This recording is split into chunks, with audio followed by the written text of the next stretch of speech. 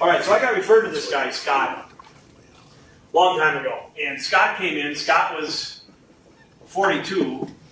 Wife was 42, and they had young twins. I think they were like 2 and 2 or something. Banker, 85 grand. Flight attendant, 60 grand.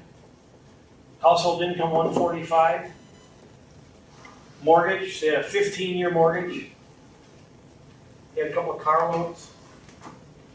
Does this sound like people you know? Everybody, right? So here's my model.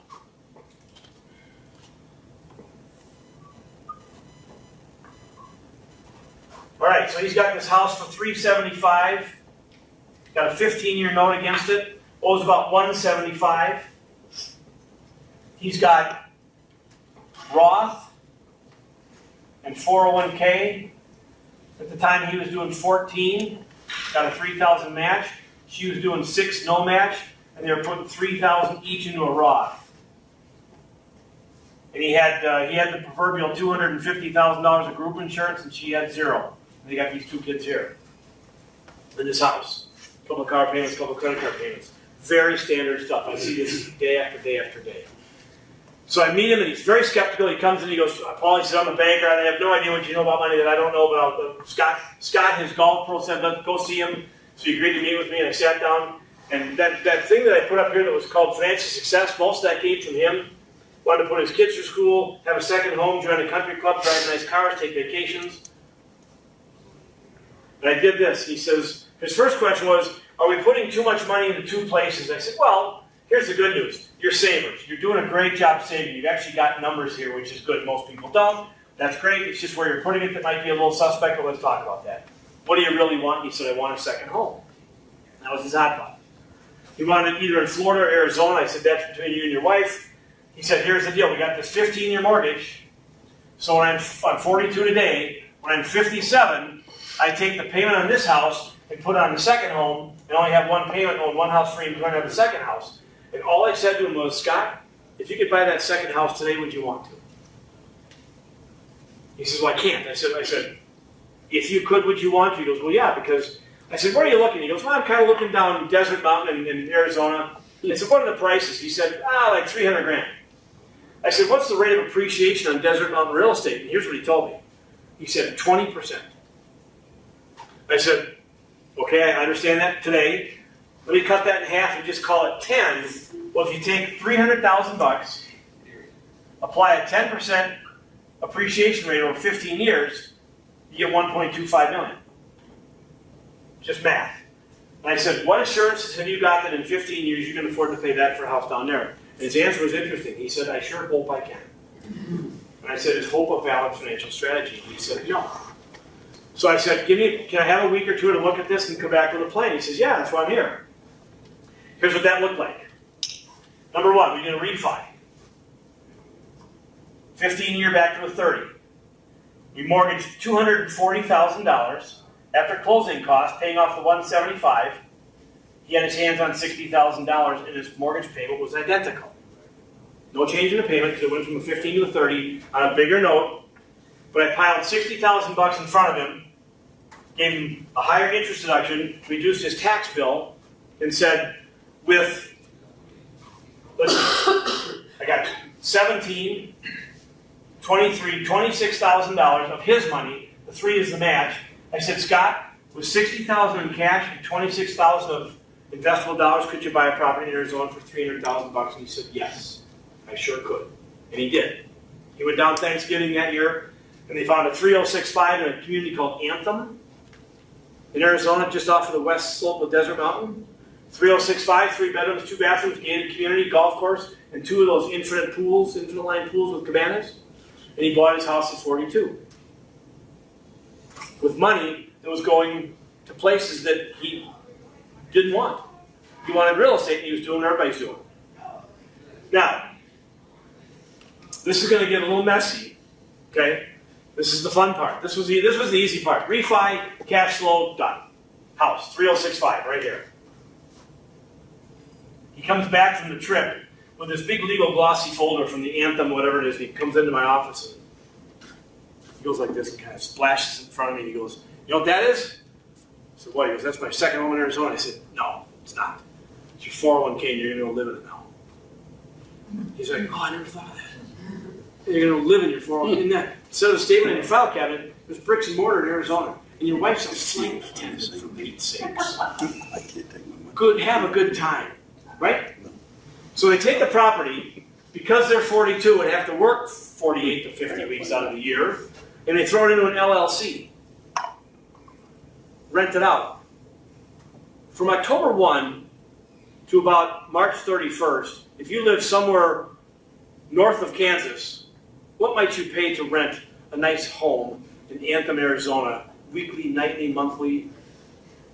Now? Because it sucks where you live in the wintertime and it doesn't in Arizona. There you go. A lot. They were able to get about $36,000 a year in rent in 6 months out of this property. Of course, they couldn't do that in the summertime. But so here's what I got. The payment on the house, this new house, was $18,000, $1,500 a month out of 26. So I've got $8,000 left over plus 36. I've got $42,000 that we didn't used to have to do something else with. We immediately retired these 2 car payments, which are about $600-700 a month between them. That's $10,000. So we're at $52,000.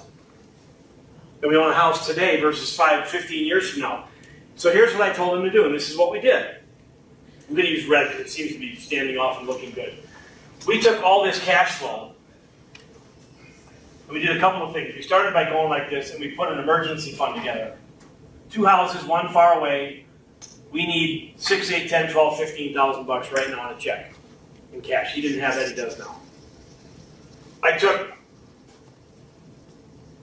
about $24,000. I put 18 here and 6 here.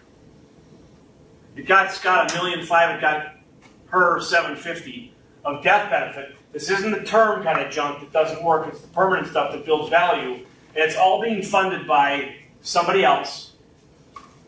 So his benefits are being paid for by another family, other families, so that when this comes down here, it ends up in this box, which is called cash value, which is tax protected and all this great stuff, which with these 2 girls, over time will be a big number, and we'll use it to come down here and buy more real estate to pay for school.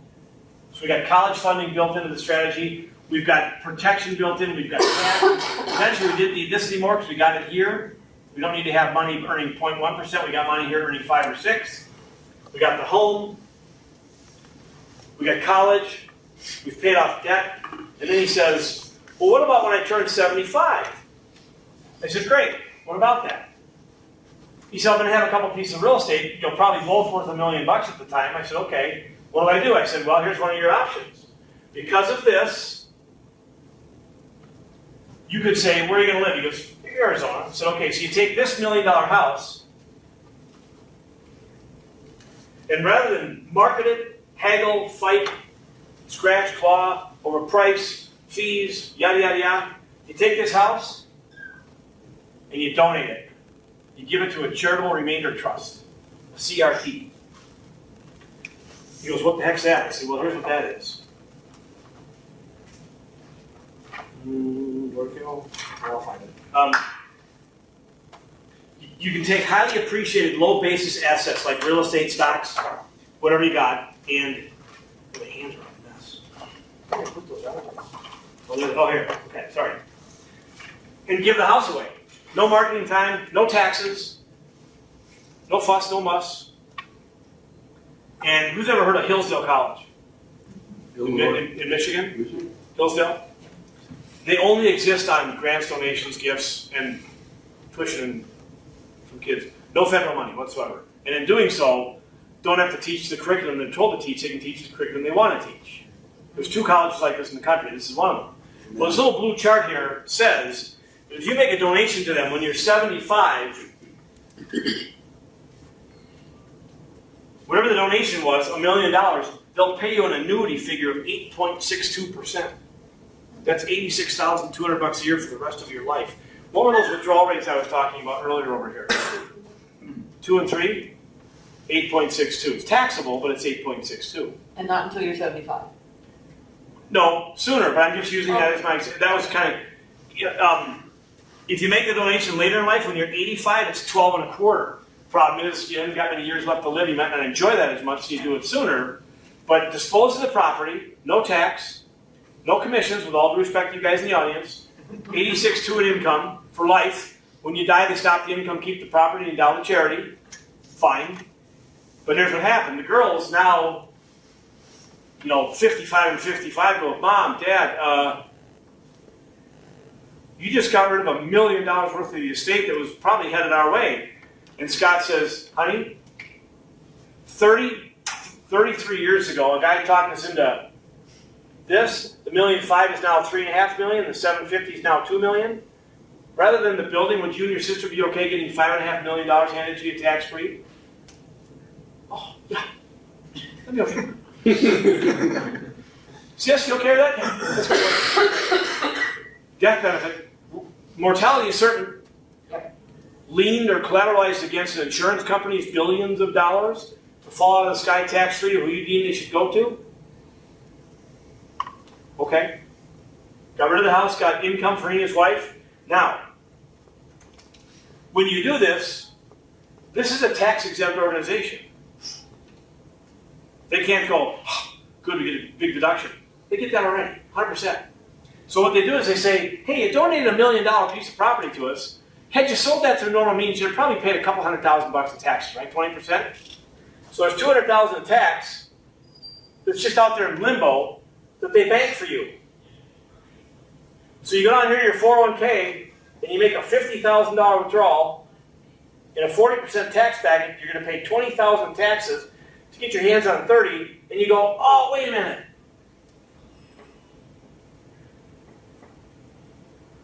I got $200,000 in taxes to obliterate that, and you get your income out of your qualified plan as though it were tax-free, $50,000, against the donation you made to the charity, and you got the replacement tool built in that doesn't disinherit your kids.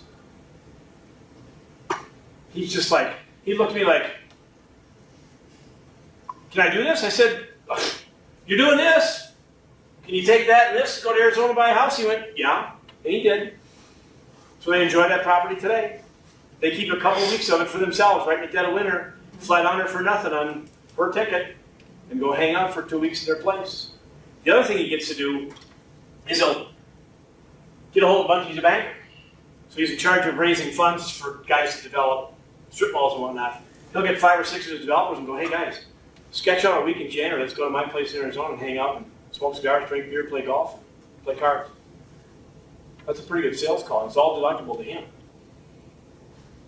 Notice all the motion and the arrows and the movement here. Remember I talked about that earlier, money in motion?